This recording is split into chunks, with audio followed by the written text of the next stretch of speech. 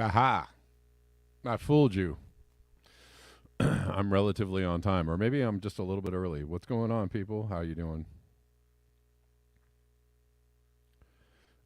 Starting off the show with a super chat from Obsolete Optics. Thanks, man. Thank you. I appreciate that. Really helps the show continue to keep on going and growing and doing all those things.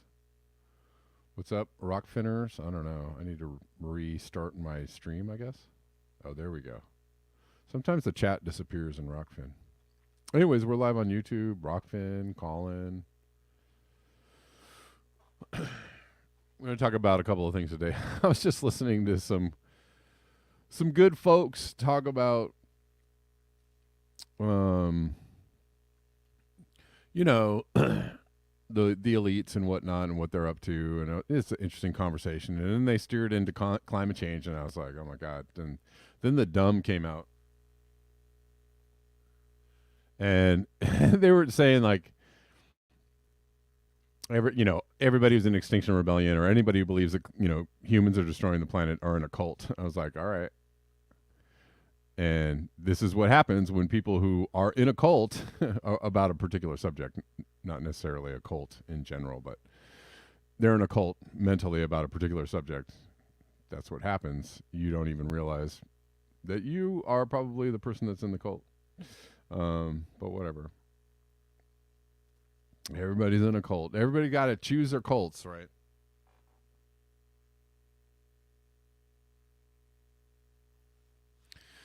Everybody's got to be in one. I urge you not to be in a cult, honestly. Oh, thank you. Forcing Climate Info says, thanks, Kevin, for your thing, your work. Thank you.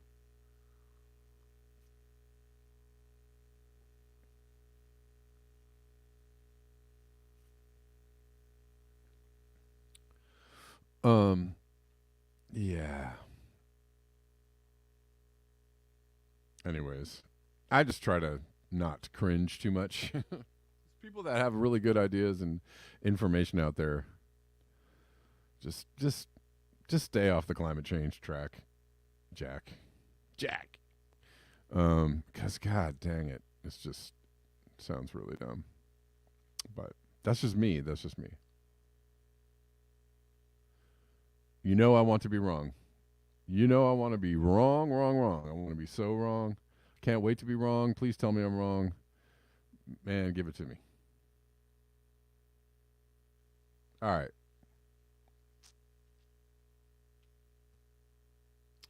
There's icy ice in Texas, and there's more of that happening these days. It happens all the time, actually. And I've told this story so many times. When I used to be traveling around the country,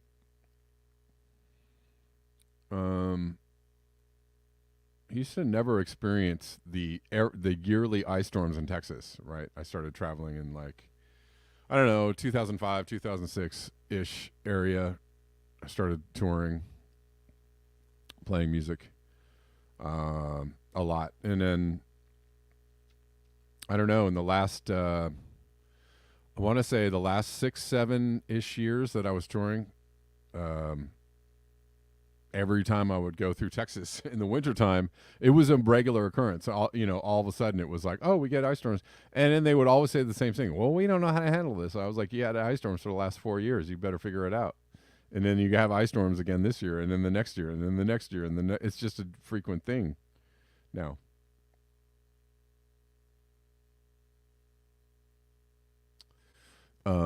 So it's time to figure it out, Texas, for one, because climate change is upon us and is, You are not experiencing the normal winters, nor will you experience the normal winters ever again, probably. So, and that also goes for New Orleans, Atlanta, any other southern cities that are like, well, we never deal with this stuff before. It's not usual. It is now, sucker. Um. Anyways, from Poppy, ice is not kind to Central Texas. More on the way. Hundreds of thousands without power. Oh, this is from weather. I had 2 different articles about this happening. 10 deaths, power outages, power out, 500,000 without power. Roads remain treacherous. Hundreds of thousands were out without power Thursday. That's today. At least 10 deaths are being blamed on icy road conditions. Schools in Dallas and Fort Worth are shut down. Hundreds of Dallas flights already canceled. And I swear to God, this happened in Dallas, particularly in Dallas, to me, every single year. And so, or, of the last few years I was touring. It got so bad. Actually, the winter weather in the South got so bad that I actually had to change. I had to develop a strategy, a different, right? Because when I first started touring, it was like the logic was, well, I'll just tour in the South in the winter because it's warmer there and they don't get the nasty weather and But I had so many shows canceled in the last 3 to 4 years that I toured in the wintertime. I had so many shows canceled in the South that I was like, I can't even do this anymore. I can't even schedule my tours anymore because if there's a little bit of ice on the road, everybody loses their goddamn minds and the whole city shuts down. And I had, show after show after show canceled and my tours diverted and all messed up. And I was like, Jesus. So I went backwards. I went the opposite direction. I was like, now in the wintertime, I'm going to only tour in the north, right? Because they're not a bunch of weenies. When there's snow on the ground, there's 3 feet in the snow on the ground, they're going to go to the show. There's still a show. Nobody's canceling any shows. Everybody gets in their car and they understand how to drive in the snow and nobody freaks out and nobody loses their shit. So I was like, now in the wintertime, I'm just touring in the north. It's like I'm not touring in the South because nobody understands, it's just a freak out time. And these weather extremes, this odd weather was happening all the time. I got stranded in New Orleans for 3 days one year, and it had, a whole week's worth of shows canceled because, it got kind of cold, got a little cold, and there was a quarter of an inch of snow on the ground in some places, and everybody lost their freaking minds. I was like, dude, just relax. You know what I mean? Just slow down. That's all you got to do is just slow your car down, adjust yourself. Physics, it's called physics, being able to triangulate. Well, I see the roads might be a little icier, it might be a little colder out, some snow on the ground. I think I'll just slow way down. Or maybe I just won't get in my car. I don't know. Whatever. Make decisions. And you go to Cincinnati or Chicago or, Ohio or Detroit, 3 feet of snow on the ground. Everybody's just in their cars, just like, yeah. Why? Because they understand how to do it. It's not that big of a deal. They also have, they have equipment and whatnot to deal with that kind of thing. But anyways, so all of that is to say that the weather has changed. And that surely is because of HAARP or geoengineering from satellites. I think that's why.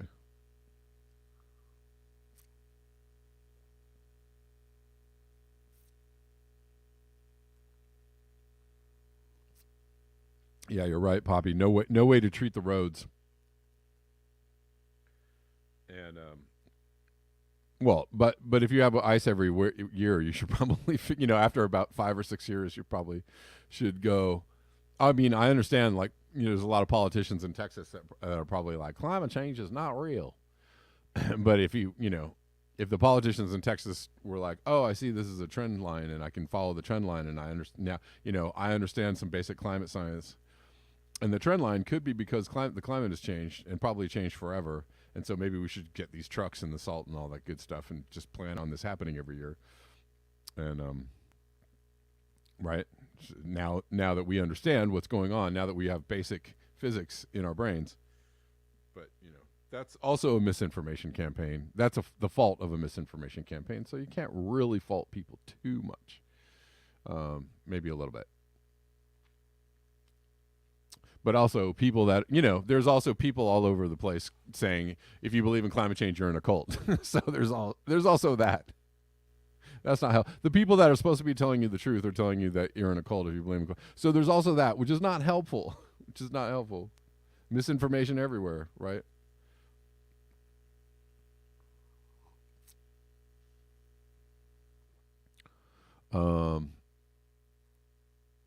Even from the people that you think are telling you the truth, right? It's kind of like, it's like, well, who's he working for? Who's he working for? Who's, the people that are like, Elon Musk is, compromised. He's talking about free speech and he's telling you that free speech is good, but he's, working for the wrong people and like, okay, that's, but, I don't know. I don't know who to trust these days because everybody's got some misinformation in their back pocket. And I'm like,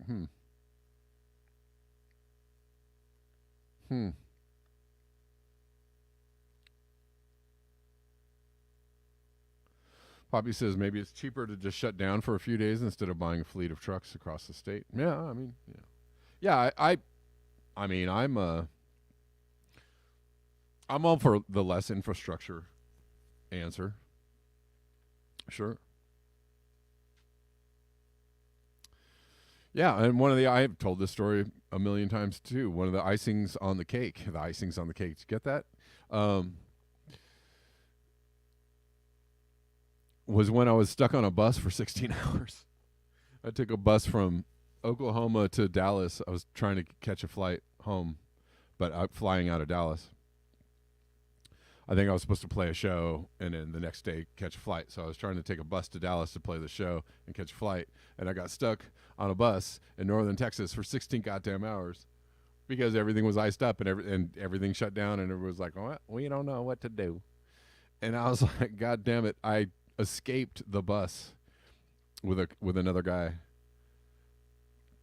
And somehow we made it from like a truck to another truck to I made it to a train and I somehow got to Dallas in time to catch my flight. But that was one of the I was like, what the hell is going on? I can't even deal with the South in the wintertime. Like I can't even deal with it. Like I don't trust you guys. I don't trust you guys in this weather to not have some just major calamities. All right. So that's happening. People are, having issues. People are, they're dying. That's also an issue. Supposed to come to an end today.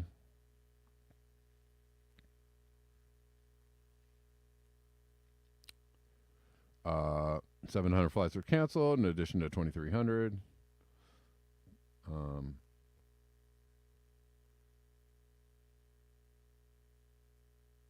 I think that's called that's part of the controlled demolition. They're canceling the flights because of an ice storm.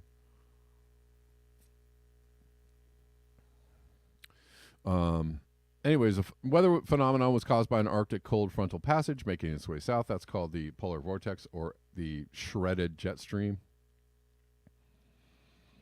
where it was confronted with warm and moist air from the Gulf of Mexico. So this wiped out a lot of stuff. Let's look at a map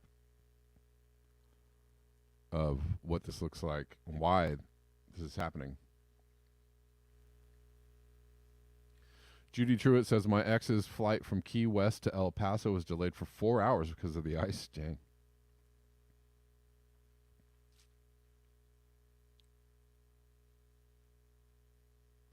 They're flying to Australia? All right.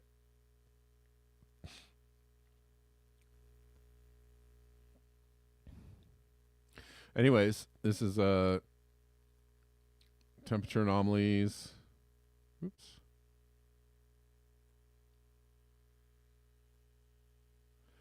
And it's like, 7-day forecast, many positive and negative anomalies. So look how hot it is up here. in the Arctic and in several places of the Arctic. We have, serious anomalies up here where it's supposed to be cold. And there's a band of cold up Greenland and northern Canada, right? But this swoosh, this big blob of cold air that got all the way down to Texas, that's what's causing all the problems. And that's not supposed to happen in a normal world. Look at all these anomalies across the Mideast and Africa. But yeah, everything's jumbled and mixed up. I would like to see a picture of the jet stream overlaid on top of that. I'm sure I can find that.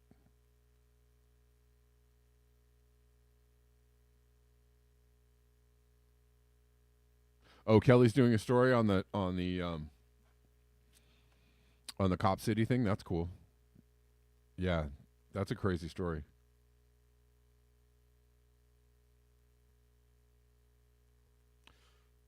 Don't worry, though. You're in a cult. You're in a cult if you believe that we've jacked the planet up enough so that we can't predict the weather. The weather is doing crazy things all the time.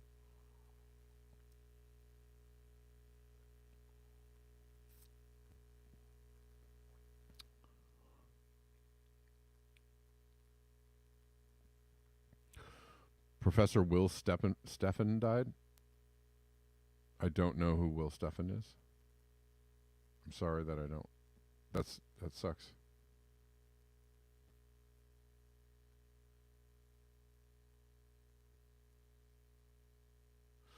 Denver says in Boston they pay citizens with trucks to salt and scrape the roads. Yeah, right. Wisconsin, they put snow plows on school buses and other heavy vehicles they already own, so they can serve dual purposes. That's smart. There are smart ways to do things that are done currently, right?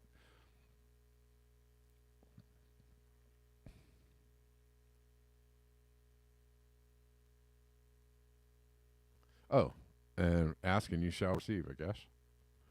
There we go. There's some jet streams. Thanks, man.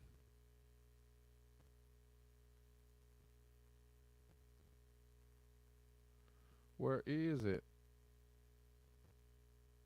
Hold on. What's going on? I mean, that's almost kind of sort of normal looking, right? There's actually a band that's almost connected all the way around, but you got all these like whoop-de whoops and swoop-de whoops.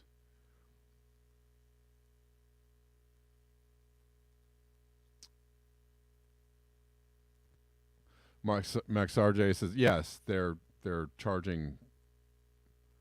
They're charging people who are concerned with the environment with terrorism. That's how you know you're in a cult, right? That's what they do to people in a cult. Anyways.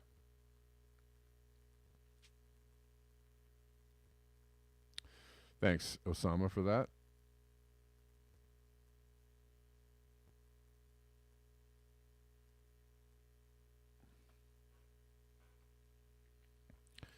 Yeah, that the jet stream reminds me of something. I don't I don't know what. It is fairly random though. It's pretty jacked. All right.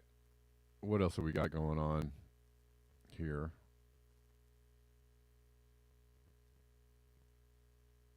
Well, let's talk about this for a second. I don't know if we're going to jump off YouTube today or not. Oh.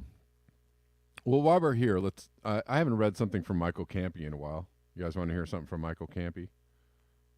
It's called Arm the Animals. From a few days ago. He says, what I like about hippos being the most dangerous animal in the world is that they are vegetarians, not even omnivores. They don't want to eat you. They just hate you. I think that is a beautiful thing. So that's somebody named Reb. I don't know who that is. There's nothing more awe-inspiring and life-affirming than being faced with a wild animal that wants to kill you. Some of the most beautiful creatures on the planet are being wiped off the map by humans' insatiable greed and ugliness. We are either directly, as in wolf culls and coyote killing, or indirectly with our pathetic attempts at clean energy with windmills and solar arrays responsible. As I pointed out in this article, your government's contract killers from Wildlife Death Squad Services had quite a bloody year, killing more than 400,000 native species, including 64,131 coyotes, 24,687 beavers, 3,014 foxes, 605 bobcats, 433 black bears, 324 gray wolves, 200 cougars, and 6 grizzly bears. Because they're pesky. I guess that's why they killed them.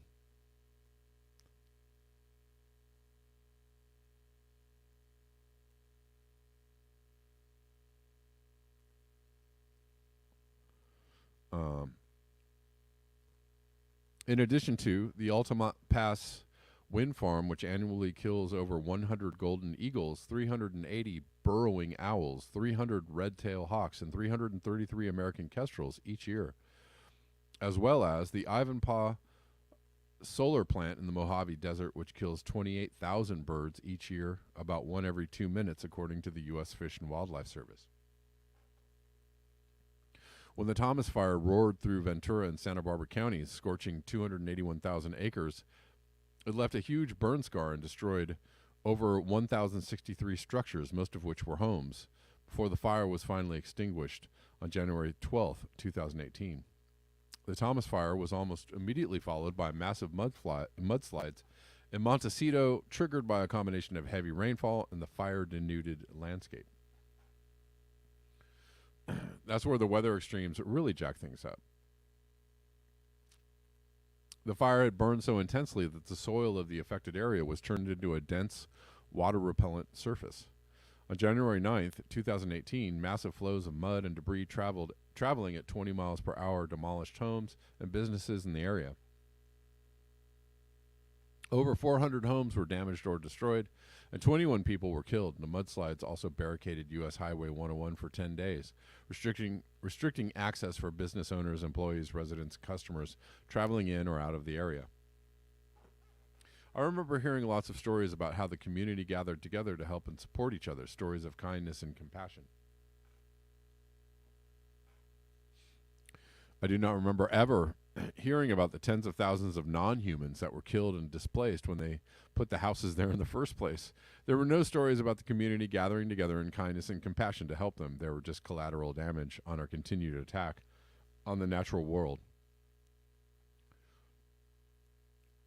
They say the humans are killing the earth, though. They're in a cult. Their families were destroyed, their homes were destroyed, their friends and communities were wiped from the earth, and no one cared. In Angela Carter's story, Wolf Alice, it is pointed out that the monster was able to destroy with impunity because he could not see himself reflected in the world around him. We are all monsters. We have long since stopped viewing ourselves as part of the natural world. We believe ourselves to be better than or above all other creatures. We no longer have any connection to the world that gives us life. We view it as a product or a resource in place only for us to rape and pillage. Susie Kassem said much of human behavior can be explained by watching the wild beasts around us. They are constantly teaching us things about ourselves and the way of the universe, but most people are too blind to watch and listen.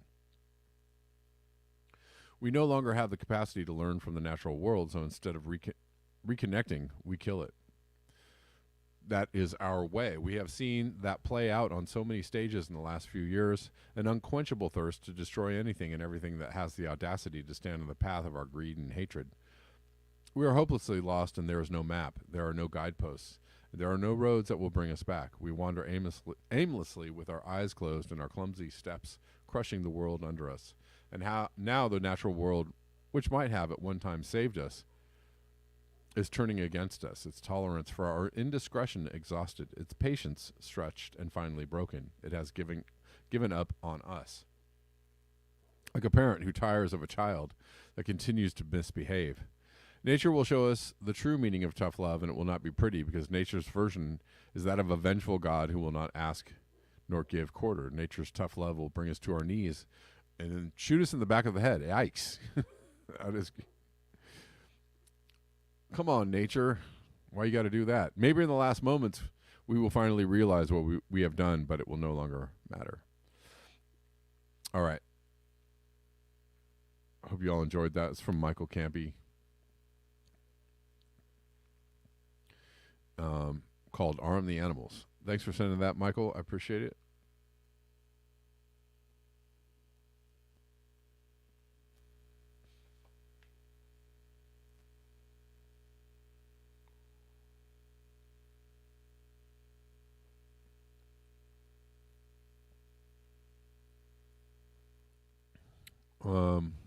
All right.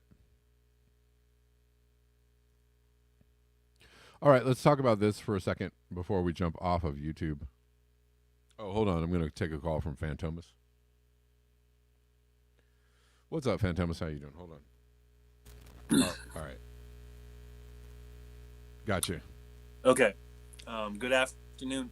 So, I was thinking about I was reading about the paper in the paper about Russia and about the rumors that they're going to send 500,000 extra troops to put some kind of a theatrical display and to heighten up the war. I don't know if you've heard What? of the article yet. Oh no, I haven't. No. Okay, so the rumor is that they're going to do it sometime around the anniversary of the Of the of the beginning. invasion. Uh huh. Yeah. And so this just makes me think of like the fact that I think it's wise, and this is the thing that I have a problem with most people when I get in this discussion. Like we're always on teams. Like we're on Team Russia, or I'm on Team US, or Yeah. I'm on Team China, and I'm Right. like, folks, as long as there's an authoritarian military presence in any country, I'm not on any team with any Right. country. Right. Period. Right. And I think that's the problem is that most people can't separate themselves from that. And we see this over and over and over again, and then that's where the infighting starts. That's where the division starts because you suddenly think I'm anti-China, or you suddenly think I'm anti-Russia, or whatever the case might be. When I make a case of like, yeah, I'm not buying that. I'm not going for that with somebody who has that amount of power in their hands. You're right. Right. Yeah. I mean, it is. I. I don't know. It's an infuriating situation, because because it's going on. I don't know. It's hard for me to say like, well, yeah, Russia did the right thing, Right. or Russia's doing the wrong thing. It's just it's an escalation because both sides can't back down or can't figure out a middle ground, and it's just that's unfortunate and frightening, right? Frightening. The prospects of that are frightening for the world. I can make it simple for people. Like this is the simplicity of it all, folks. This is it. Whether you're on Team Russia, Team China, Team US, I don't really give a shit. Here's the simplicity. As long as people have Lords of War type machinery Right. in their possessions, they're going to do wrong things, whether you like them or not. Right. That's it. Right. I would prefer if people started talking about demilitarizing the nations of the world. Right. There's no. But it's such a great We propaganda. absolutely It's don't. such great propaganda that's going on right now. Right. It's great. Um. We've turned it into like football, soccer, baseball, whatever sports you want to put up there. That's what we basically turn into. Just team divisions. Yeah. Yeah. And if you're not on this specific team, you get outed, you get ousted, and you have to go to that team, or you go to that team. Folks, I'm telling you right now, the team thing is just going to drain you of all energy, and it gets you to nowhere because it's just going to disappoint you in the end. Yeah. I mean, yeah, exactly. I mean, war is insane, right? The fact that we're still in this mentality that we have to skirmish over what other people have, right? Yeah. Like we can't, like true cooperation can't exist, and that's absolutely not true. It can't exist if as long as if the psychopathic children are running the show, and that's exactly what they are, right? It's like, it's this mentality of like, well, we have to have, it's the idea that like, oh well, we have to have an army and a military. What's going to happen? The people are going to come and get us. I'm like, okay, again, you're a child, if that's your thinking, you're a freaking child, right? Because it's like, if you said, hey, if you made the offer of like, hey, maybe maybe we'll get rid of our armaments by like 50% if you made that offer to like Russia and China. They'd probably go like, oh, cool, yeah. You mean we can spend less money destroying the Yeah. planet and destroying ourselves and like and sucking up we could do some good things with this money, like if they were of the mind to actually do stuff like that, right? I'm sure the they would go, yeah, okay, that sounds good, let's do it, right? It's just the escalation depends on one person always pushing it forward, and the other person thinking, well, they're always going to push it forward, so we always have to push it forward, right? So you just the mindset is insanity. Like, I have to escalate this all the time, right? And I don't know. It seems like it would be fairly easy to get off that track, by just saying like, I'm not going to play this game, right? We're just going to do Right. like we're going to go over here and try and do the best that we can for the people that are over here, right? And maybe the other the other side would go, oh, okay, right? You can take energy away. Taking energy away from things is also very powerful, but I don't know. But the other thing I wanted to mention was the fact that with all of this influx of temperature changes going from freezing to really hot to freezing to really hot, I mean, this is going to bring on the real pandemic. This is the real war, the war of biological organisms coming up to the surface that we haven't had to deal with for thousands of years or something. Right. I mean, that's really what we're facing. That to me is what really makes me go, huh? Are we even prepared for this level of war that we can't even hold a peace treaty for? Yeah, I mean, I don't know. We're gonna be. I mean, it's gonna be really hard for people to figure out what is going on, because we already can't figure out what's going on right now, right? Like, nobody really has any very good answers, and nobody's until we get to the point where we're willing to organize around something, and we're not there yet. We're not there yet to actually like, oh shoot, this is really a big problem, and maybe we should like shut shit down until things change, right? And like, it's very difficult to do that. It's very difficult to get people together, and all the messengers are like, don't engage, or and maybe that's good. I don't know. Maybe non-compliance is the future. Like, maybe we should all just get together and non-comply. I don't know. What do you think? Is that a solution? Well, here's what I think. One last thing: if people are wondering what job to get, here's what I would consider. Start building post-apocalyptic bunkers. Start a company like that, because you're never ever going to go out of business. Just start building bunkers. Good as idea. Many bunkers as you can. That's it.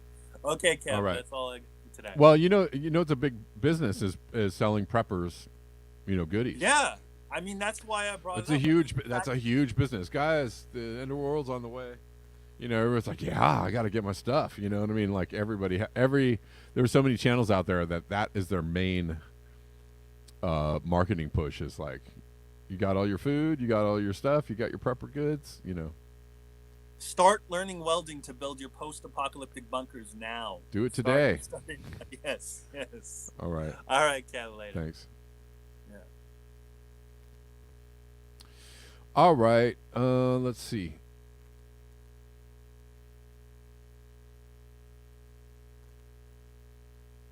Hold on. Denver says, kind of makes me think USA and Russia are both going to be depleted militarily due to the Ukraine dumpster fire. China cheers while watching. Perhaps.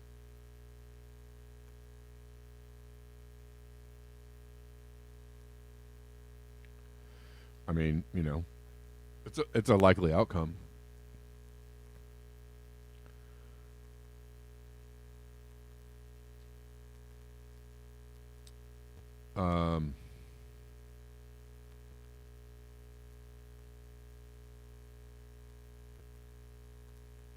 And we are we the U.S. is extremely aggressive, right? And we're in our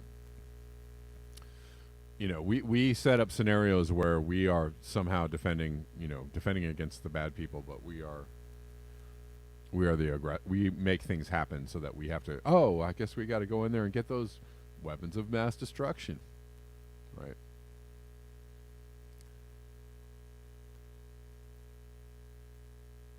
we set those scenarios up to make ourselves look like we are the Avengers of, we are the fighters for good and peace and justice in the world.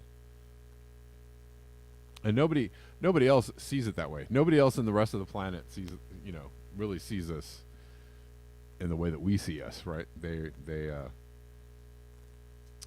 like, yeah, they're up to that stuff again. Yes, USA defense is offense, right? They're doing the things again. All right. What's going on? They're building a. This is frightening. From COVID 1984. Posted this. Sure, you've heard of DARPA, but have you ever heard of IARPA? Intelligence Advanced Research Projects Activity. There's also a HARPA, which is a health advance, something that's, or ARPA-H, I think it's called. There's all kinds of ARPAs.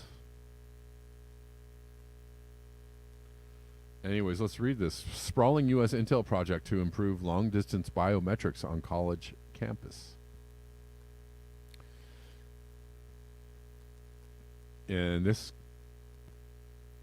is quite frightening to think about. A face, gait, and whole body biometric recognition project has begun in 2019 by U.S. national labs continues. Research teams across the nation are working on better ways to more accurately identify subjects outdoors and from a distance.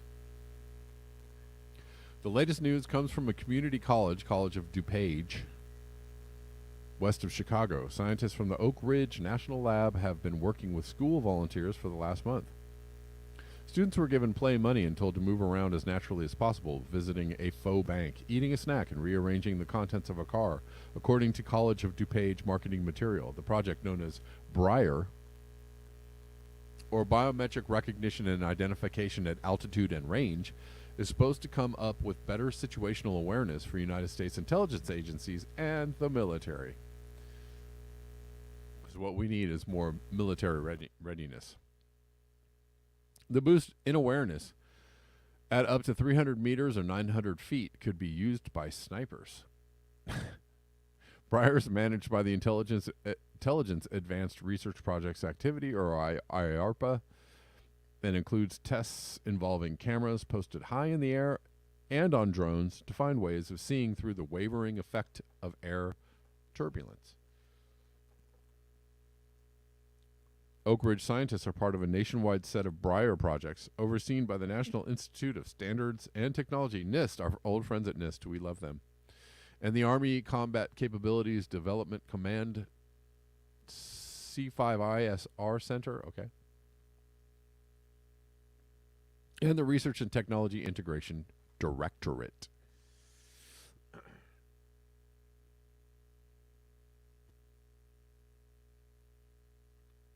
BRIAR contracts were awarded to private enterprises, Accenture Federal Services, Intelligent Automation, and Kitware, and universities such as Michigan State University, the University of Houston, and the University of Southern California to address the full range of research objectives. Focused research grants were given to teams from Carnegie Mellon University and General Electric Research. The U.S. state of Alabama, as part of BRIAR, has parceled federal grants to small businesses, one of which is Polaris Sensor Technologies, according to Huntsville Business Journal. Yeah, the firm is developing algorithms capable of facial recognition regardless of the hour from up to 1,600 feet. Oh, boy.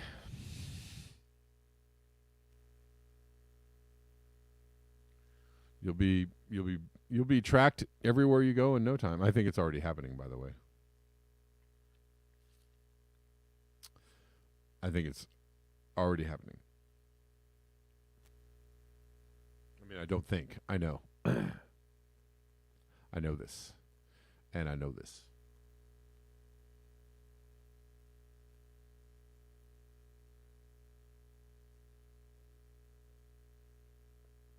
Yes, William, the U.S. creates conflict for the world. Yes.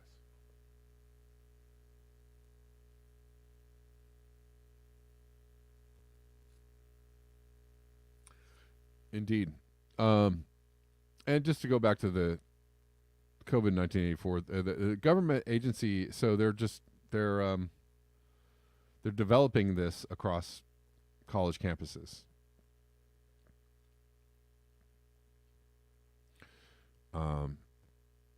So students will be experimented on. They'll be part of the fun.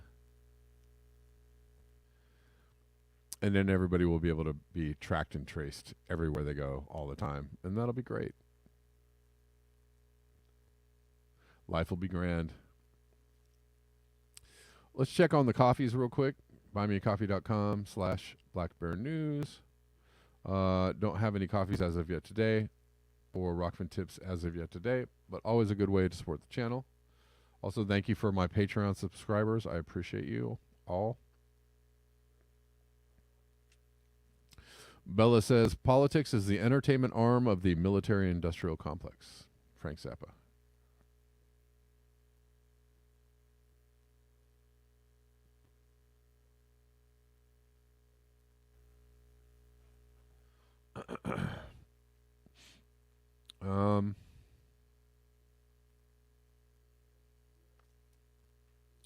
Cyrus says, U.S. officials say they are still far from agreement with Mexico over that country's plans to ban imports of genetically modified corn for human consumption. And they should, right? Shouldn't they? But the U.S. is like, no, no, no. You must take our genetically modified corn. You must, or we might be really mad at you. It's bad for business. If you don't take our genetically modified corn, you must.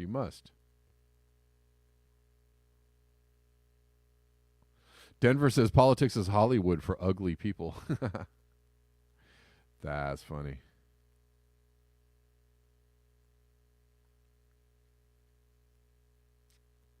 All right. Well, I'm going to jump off of YouTube and cover a couple of things real quick. We're going to talk about... Well, hold on. You know what? We're going to let it ride. Jimmy Dore responds to President Biden today. President Biden tweeting out.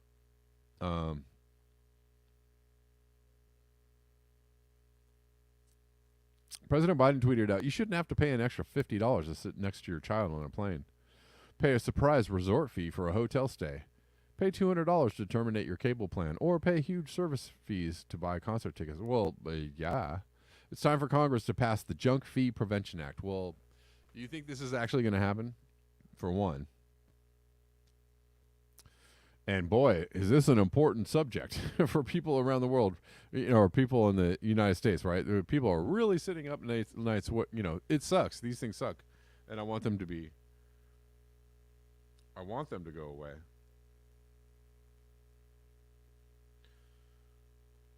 But golly gee, is this important? But Jimmy Dore says it's not time for universal health care. That time never comes. I wonder why. But thank God you're tackling the important things like resort fees at vacation hotels. Right. And this has been, what have the Democrats been doing for the last couple of years? Kind of just little things around the edges. It seems like a rerun of the Obama administration, where they came in and they were like, we're going to do these things. And they had these big plans and goals, and they kind of got passed, but a bunch of things got deleted from the things that they actually passed, and really not much happened. And then after that, it was like, after the midterms, All's Quiet on the Western Front. Has anybody watched that movie on Netflix? All's Quiet on the Western Front. It's like a German remake of the old movie. Jesus. It's brutal. But a good time to watch a movie about how stupid war is, how absolutely ignorant and lame war is.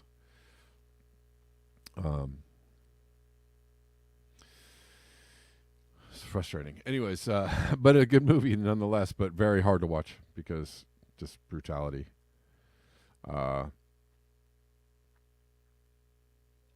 Anyways, but we're not getting anything of real value from the Biden administration. Nor did we get anything of real value from the Trump administration, nor will we get any value from the next administration. Nothing of real value. It's not going to happen.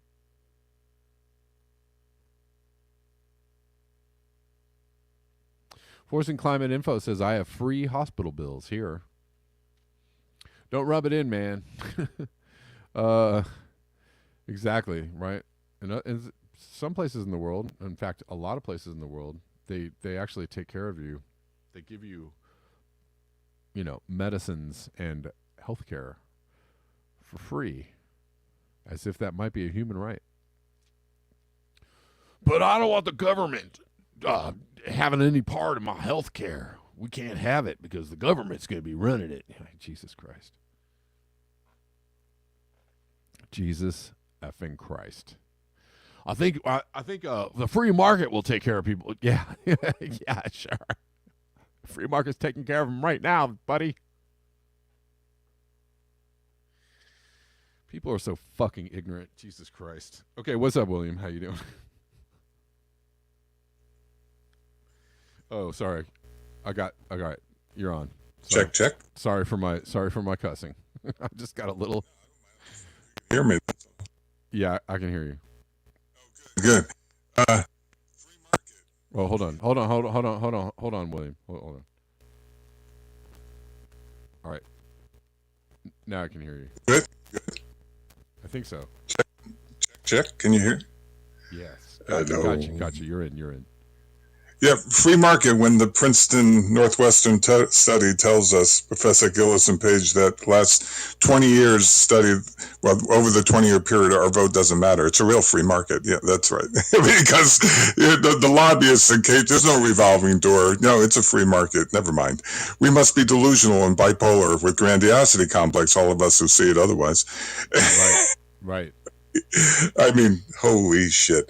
What a fraud on the American public. And people buy them. Was it Joseph Goebbels? Is that how you pronounce his name? The sinister minister of culture for Hitler? Tell a lie often and loud enough and people believe it's true. Right. Boy, we've adopted that, our U.S. government, haven't we?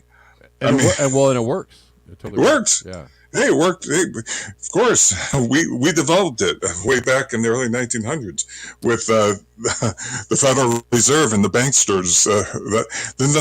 There's nothing more federal about the Federal Reserve as there's nothing federal about Federal Express. It's a private company. There's no reserves at the Federal Reserve. By the way, they just moved decimal points over. Wasn't it Bernanke who said that for the most part? Oh yeah, they get in, with the banksters, the bailouts and. Yeah. They just moved the decimal points around the computer to shift money to them. I mean, quantitative easing, 1, 2, 3, 4, 5, forever. So getting back to today, okay, I just had to get that in. Yeah. No. Oh my God. Yeah, you're right. Let's talk about briefly. You touched a lot of things, so just let's remind ourselves the Minsk Accords were used to buy time, said Poroshenko and Merkel. Let's not forget about that one. Yeah. Right. No intention of sticking with the peace agreement, brokered by multiple countries. What was it, France and who else? You know what I'm talking about? Yeah. As far as bring peace into the Donbass. Yep. And then we have, of course, Jeffrey Sachs and Professor Mashheimer, both professors, esteemed professors, basically saying it's us. We provoked the wars. What are you talking about? Yeah. I mean, we're the most violent empire since the British Empire. It's right here. Right. Oh my God. Yeah. I know I'm singing to the choir, brother. Yeah, no, it's all good. I'm always. It sucks because I'm on YouTube, but I'm always afraid. I was waiting. I was waiting for you to jump. Yeah, that's okay. We can just kind of we can talk in vagaries. Yeah, I get it. Yeah. Do you want to lead the way? I mean, response. I don't know. I'm wondering whether I should play this Jimmy Dore clip right now. Hey, right on. Your enemy is the military-industrial complex. You want to hear it? Here, let's listen to Jimmy Dore. Hold on. I mean, he's going to say basically everything you just said. He's still on YouTube, so he must be okay. Provoking this war war. Just like we provoked the war in Ukraine, we are now provoking a war with China. And who benefits? I'll tell you right now, your enemy is not China. Your enemy is not Russia. Your enemy is the military-industrial complex, which has been fleecing this country to the tunes of hundreds of billions and trillions of dollars. How many times are we going to have a defense secretary say, hey, we can't account for $2 trillion in the Pentagon again? Which has happened twice now in my lifetime. So, again, people are being, the war machine cannot be stopped. Who's running this country? The war machine. It certainly isn't Joe Biden making these decisions. I would like to know who is making the decisions. And I just want to remind everybody, the United States is the world's terrorist. We just set the Middle East on fire in the last 20 years, and now we're doing a proxy war in Ukraine, which we provoked, NATO provoked, and it was just admitted that we provoked it by the former Prime Minister of Germany, and now we're trying to saber-rattle with China, and they're predicting a war. Again, China's not going to invade us. China's not our enemy.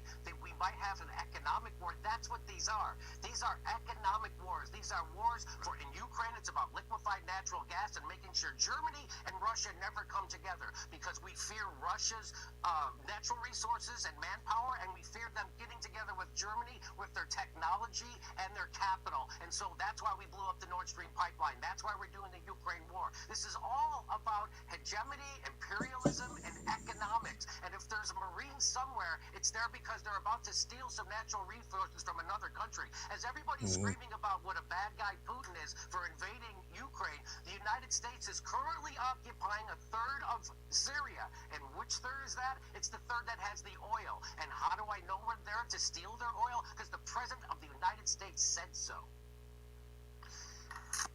Yeah, I mean, There you go. Yeah, and War Pigs 911 on Colin says 70 trillion is unaccounted for at the Pentagon.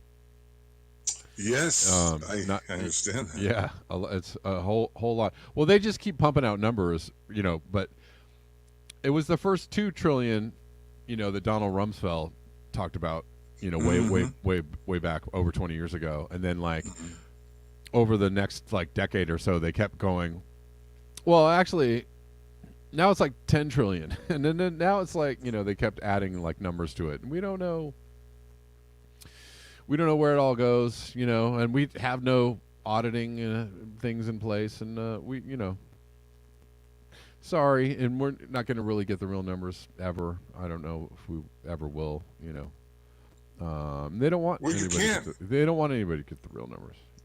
Kev, they can't give us real numbers because they fail an audit every time. So how give right? Well, that's pre-designed. So of course we're never going to get the real numbers. Just oh my goodness. Yeah. Yeah. Yep.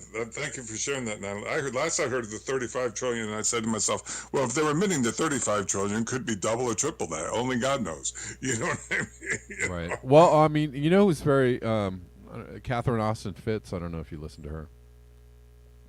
She's an interesting person to listen to, and she used to work in the George Bush government.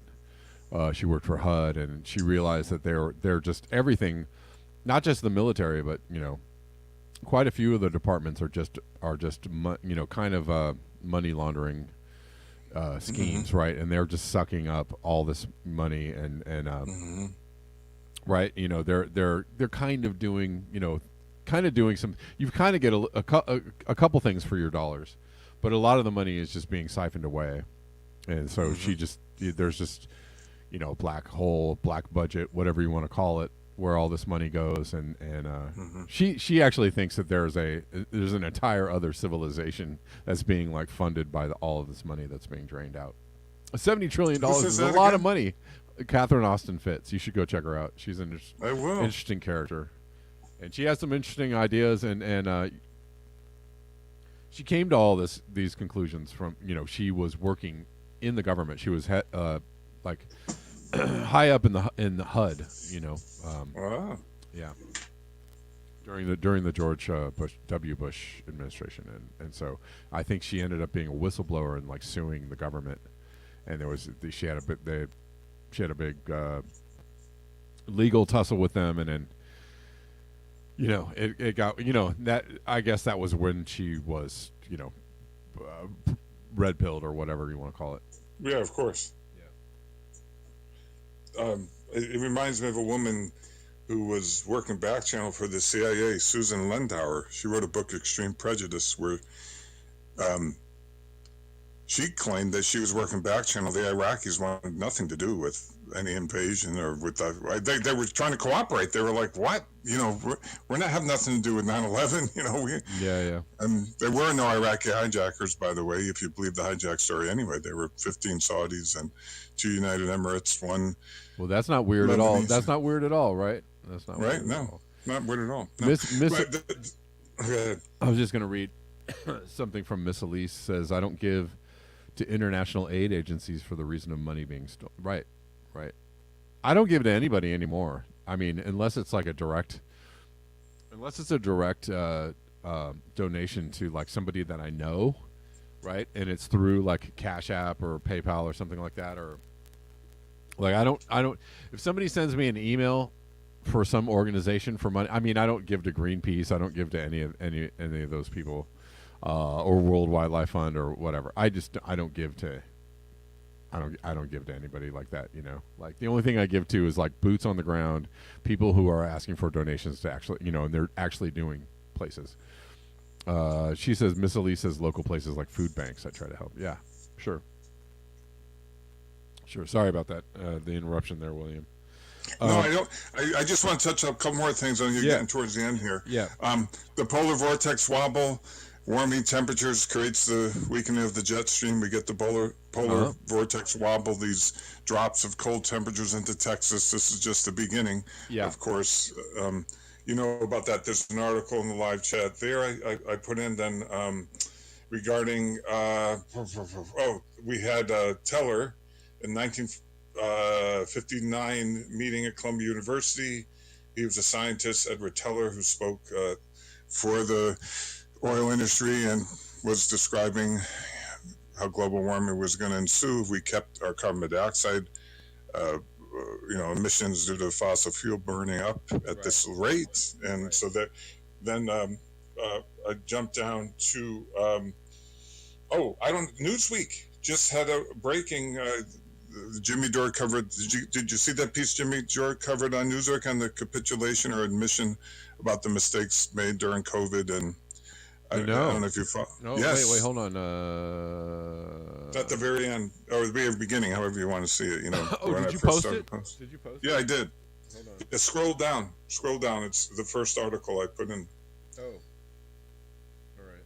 Hold on one second. So there's a Newsweek article, but the Jimmy Dore video I can drop right now if you want in the chat. But so Jimmy covered that yesterday evening. I'll have to go through the chat and kind of get some of your links. I'm sorry about that, but I This is why I'm this letting you is know. an interesting article. This is opinion from Kevin Bass, who says it's time for the scientific community to admit we were wrong about COVID and it costs lives. Yes. Well, there you go. There's a whole lot of these articles coming out, right? Yeah. It seems these days there's a lot. You know, this seems to be a common theme for quite a few, quote unquote journalists or writers or opinionators out there in the world. They're like, oh, yeah, we shouldn't have done that. we did that all wrong. It's interesting. And it's, well, I guess on some levels it's also it's encouraging, you know, because I think that the people that were censored and told that they could not talk about the things kept on talking about the things, you know. They kept on going and talking about the things to the point where people start hearing the things and they go, oh yeah, and they started putting it all together and they're like, oh, I guess you were right. Shoot, you know, right? Yeah. You know, they're. It's hard to keep pushing out this information that almost nobody believes anymore, right? People are just like, yeah, I know I'm skating on thin ice. I know, Poppy. I'm going to stop talking about it. Well, Hey, William, I'm gonna let it go there because I don't want to okay. I don't want to. Yeah. So we'll leave Yes. it at that. We'll leave it at that. Very good. Thanks, Kev. All right. Thank you. Thanks, William. Poppy. All right. Everybody. Peace out. Bye. All right, guys. That does it for me. Thanks so much for your eyes, your ears, and your conscience. I will be back tomorrow at 12 p.m. Pacific Standard Time. And thanks for hanging out with me every single day. I appreciate it. Make sure nobody gave up a last-minute coffee or Rockfin tip before I leave. And I think that does it for me today. Thanks so much, guys. I'll see you all tomorrow. Miss Elise, lastly, I'm going to read this. I have a dark thought, says Miss Elise, that the only way out of climate destruction is forced cooling via nuclear winter. Oh. I think, actually, didn't Paul Beckwith propose that? Like a limited, like a small nuclear bomb might actually turn things around. Yeah. All right. That's it, guys. Thanks so much. I'll see you tomorrow.